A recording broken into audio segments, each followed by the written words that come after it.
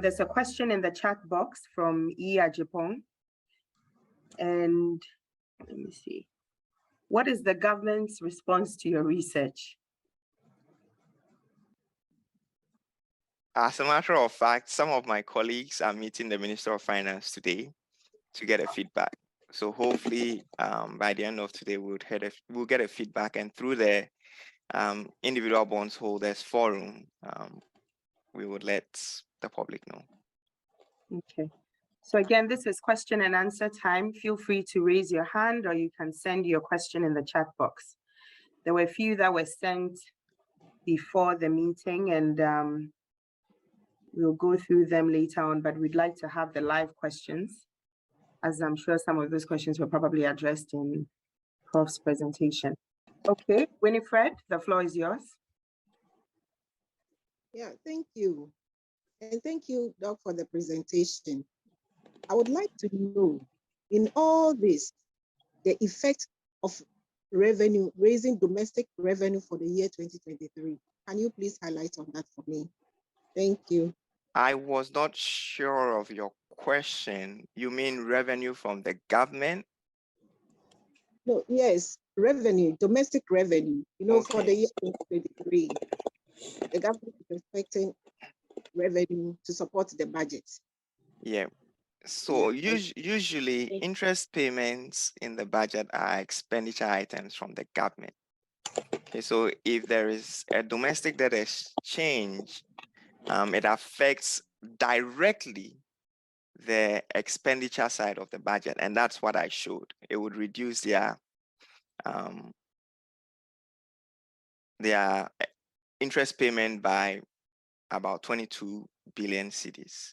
But indirectly, it can impact their revenue in the sense that investors are losing, they are not making enough money, they will pay less taxes. On that regard, we have not exactly estimated the second round effects that impacts government's revenue collection. But most of these effects would be in the long term. If there is going to be any impact in 2023 on the revenue side, it will be minimal. That's what I think. Thank you. Yeah. Okay, great. We have another question here that someone is asking. The deadline is early next week. What has been agreed with government in respect to the exemption of individuals? There is no agreement yet. No agreement. Like I said, there will be a meeting with the Minister of Finance today, and they are still negotiating. There hasn't been any concrete agreement. Okay. We also have Ruth with a question. Ruth? Hello, Doc, and the TESA team. Thank you for coming at the right time to educate us on this. My question is, what do we possibly see for the fixed income market? When do we see confidence returning back to the market? Can you share? Ruth, you've asked me a very difficult question. There is no straight answer to this. It all depends on how the debt sustainability, the domestic debt exchange program pans out. Well, there is a state of the world that would negatively impact the fixed income market, would strongly reduce consumer investor confidence, and then you won't see a lot of people participating in the fixed income market. That is a real possibility. However, there is also a positive side of this domestic debt exchange program. If the government gets it right, they are able to find debt sustainability, impact macroeconomic stability in the country. That can also boost investor confidence and attract more funds to the Ghana fixed income market.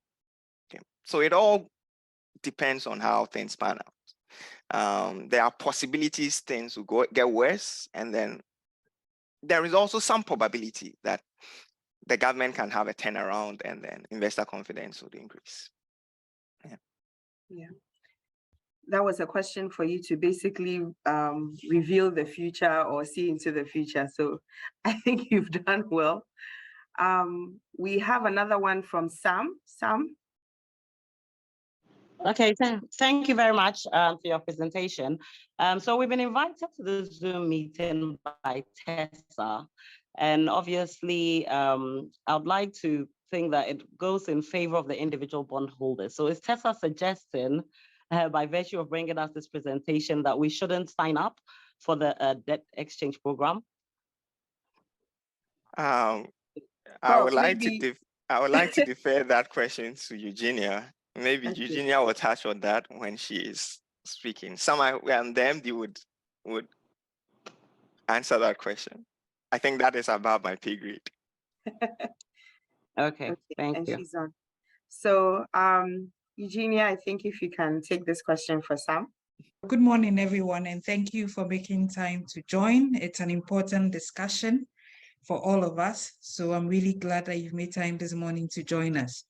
That's a multi-million-dollar question. And I was going to touch on that in my wrap-up comments, that it's a voluntary decision. You need to look at your circumstances, speak to your advisor. I think Prof has made part of the work easy. One of the things I was going to mention is speak to your advisor and get the present value of your bonds, because that gives you an indication of what your money is worth today. Then you can take a decision whether you want to join or not.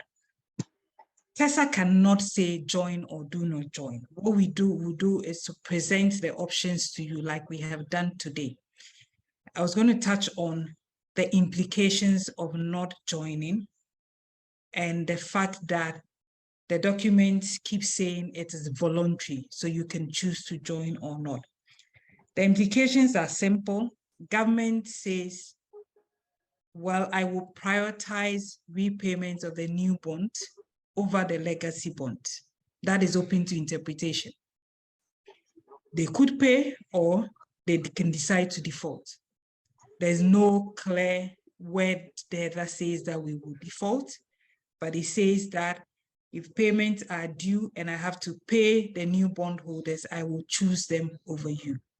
So we are at the point that each of us will have to look at our circumstances and take a decision, whether we join the fight, and you know that it could be a long drawn out fight and you're ready to wait and then we'll get results. Do we believe it's a good fight? Yes, we believe it is a good fight for individual bondholders and bondholders in the CISs, because it's one of the reasons why we played the video we played, that the implications on individuals are there. They are serious. People are suffering. And for some people, it is their whole lives that are being shattered because of this bond exchange. So it's a decision you would have to make, to look at your circumstances. Now that you've heard what the value of your investments will become, you have to take that decision as to whether you want to join the fight or not. Thank you very much. Thank you, Eugenia. There was another question in here that asked Prof to kindly retouch on the way forward for the bonds that mature after 2023. So I know it was discussed, but if you could just probably give a quick overview for.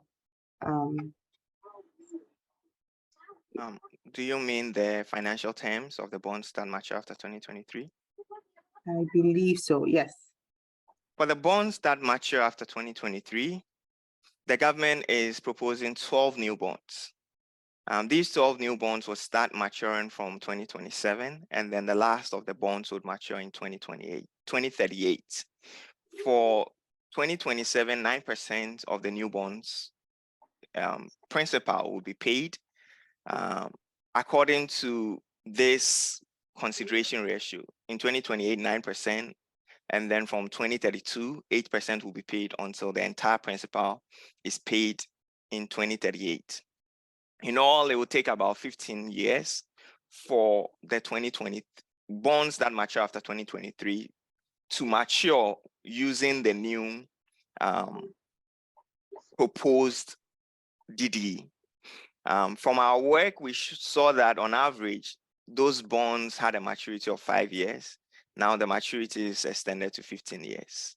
And then the interest payments will be such that 9% interest will be paid in 2027, 9.15 will be paid in 2028, and then subsequently on every anniversary, an increase of coupon payments will be 0.15.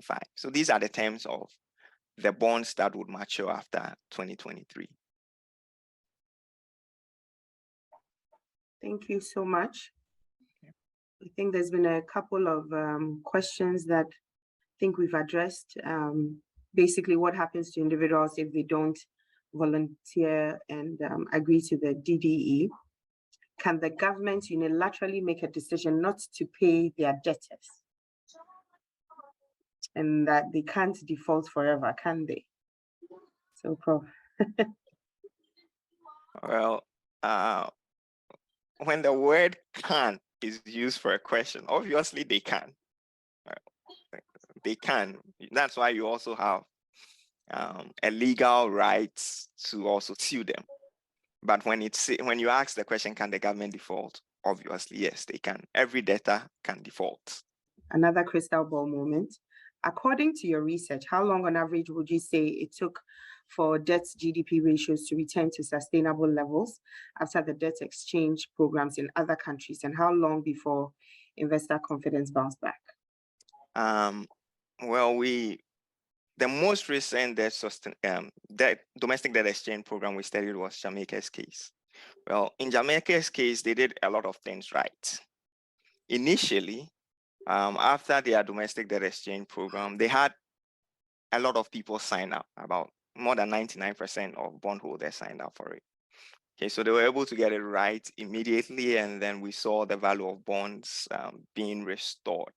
However, things went south. After some time, they had to go back to restructure again. Some people have claimed that it was a strategy. They proposed a soft domestic debt exchange initially to get a lot of people to sign up. And then when it did not achieve the final goal, they went back to restructure. Most countries that actually restructure their debt do not achieve debt sustainability at once. They go back to do it again. That's the hard truth. It was from earlier on. Will cocoa bills be part of the debt restructuring? According to the proposal of 24th December, cocoa bills are not part.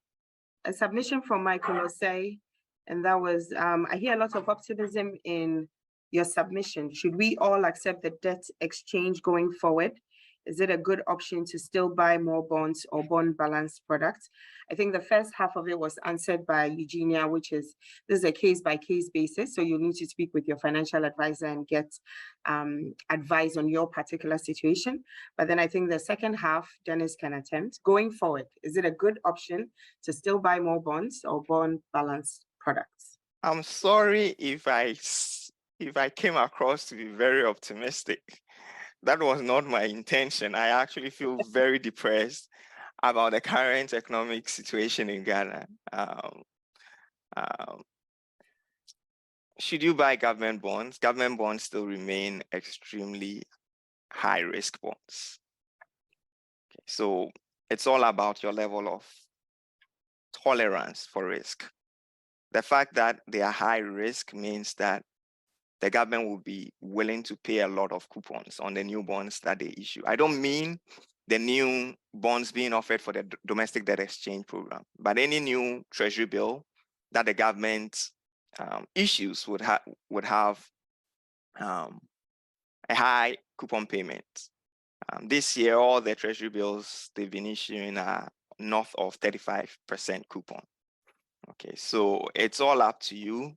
If you are willing to take the risk, then yeah, it's possible you would end up benefiting. However, I would caution you that government of Ghana bonds now today are extremely high risk. Thank you, Prof. So some of the textbooks would have to be rewritten to take that into effect, as we've all learned in the past that government papers are close to zero risk. Someone asked, the terms have changed as there's no zero coupon. They want to understand whether this is reflected in your loss estimation, the zero, as there are no zero coupons.